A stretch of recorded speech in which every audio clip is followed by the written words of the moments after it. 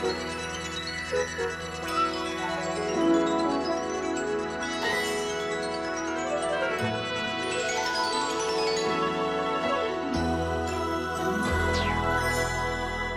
is the story of the fall of Tassalasia. You can read along with me in your book. You will know when it's time to turn the page when you hear the chimes ring like this. Let's begin now. Me and my friends were all getting prepared for the biggest meal of the year. It was the eve of Thanksgiving. Winnie the Pooh and his pals were making space for the out-of-town guests that were coming to stay at my fishing cottage this Thanksgiving week. Tigger and Chip and Dale were betting on what pies would be served for dessert, and Goofy and Pete were cutting the vegetables. Hours later, Donald and Scrooge McDuck were just about to put the finishing touches on the streamers when there was a knock at the front door.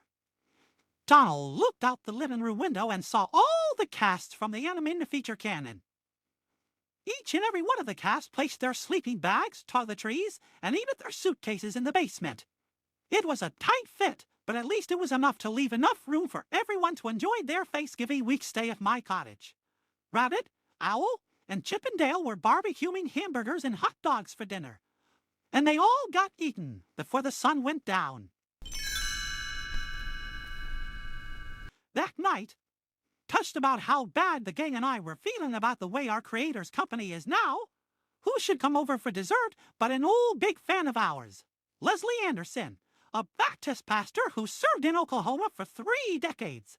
He used to send fan letters to us once a month, every year in his youth. He came with his daughter and granddaughter. As we all got into our pajamas, we all gathered into the living room, and he told us the biggest bedtime story that his grandfather told him when he was a child.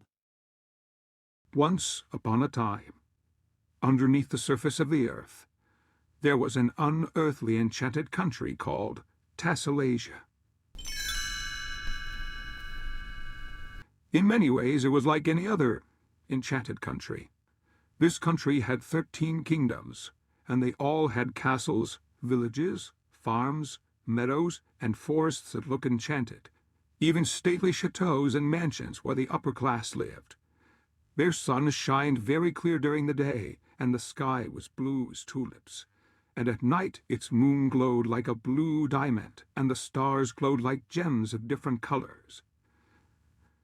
About a population of over 810,000 people lived in that country, and a population of 340,000 mer people lived under the water, in the underwater country next to it. The animals and underwater amphibians could not only make their noises, but they could also talk, and talk with the people and the mer people. But there were no hunting weapons or fishing rods in their possessions. There was no need for any. On the night of the beginning of a new month, while the people were asleep, there were portals in each kingdom that would open and bring in all kinds of prepared raw meat for the butchers to carry to their shops, and prepare them for their customers, and for the upper-class people, even the royal families, for their party banquets. Their means of traveling were carriages pulled by horses and deer, and magical flying unicorns with fairy wings, and magic carpets. Each kingdom was peaceful, prosperous, and rich in romance and tradition. Most of the people were good, but some looked good, but were secretly evil. But no matter what the people had in their lives, they were never lonely, and they were never led astray. They had guardians. The guardians of the good people were fairies, pixies, wizards, and genies.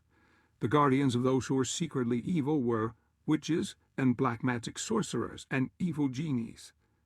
And underwater, the mer people had guardians which were known as sea magicians and sea sorcerers.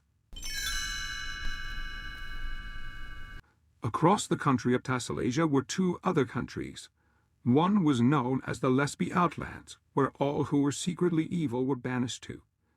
If any royal servants of the king and queens of the kingdom found out that any of the kingdom's subjects were secretly cruel to their blood relatives, or their servants, especially if their servants were blood relatives, or if any of the kingdom's subjects were secretly making conspiracy, especially if a conspirator was an upper-class individual, they would be put on ships heading for the Lesbi Outlands and would remain there for the rest of their lives. But most of all, those who had been abused and humiliated were never mean in return, because they dreamed of the day their dreams of happiness would come true, even if it was a commoner who was destined to marry a royal and live happily ever after. The other country was known as Mesaroma, where humanoid red people and creatures lived.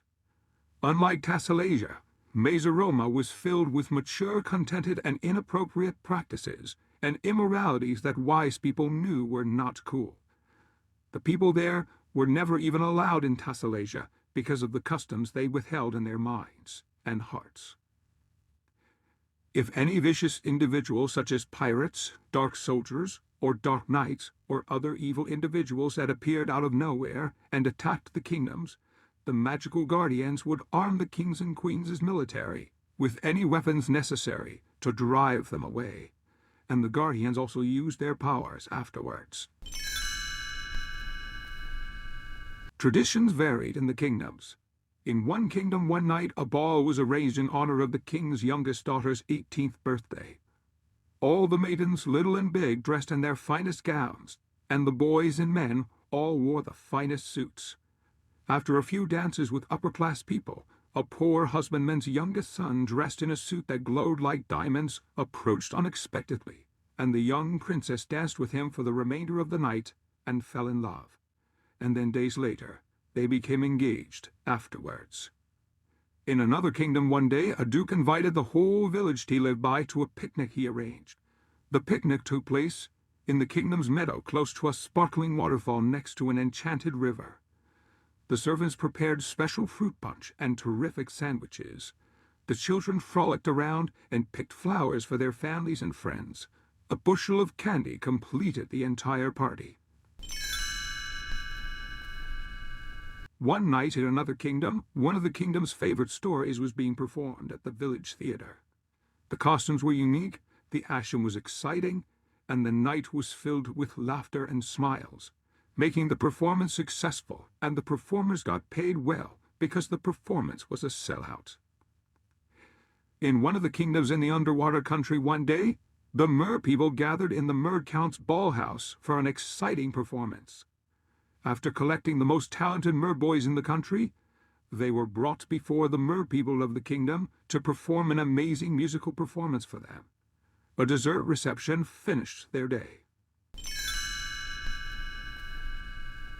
The Anti-Immorality Task Force of Tassalasia had a rather unlikely job for an anti-immorality task force. They were a secret organized workforce of elves, goblins, ogres, trolls, beasts, and dragons.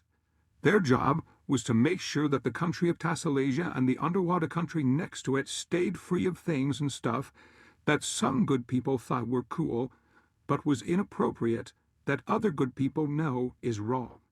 If anyone was caught attempting to do such things, or was caught in the act red-handed, they would be catapulted into the portal that led to the real world, instead of being put on ships that went to the Lesbi Outlands.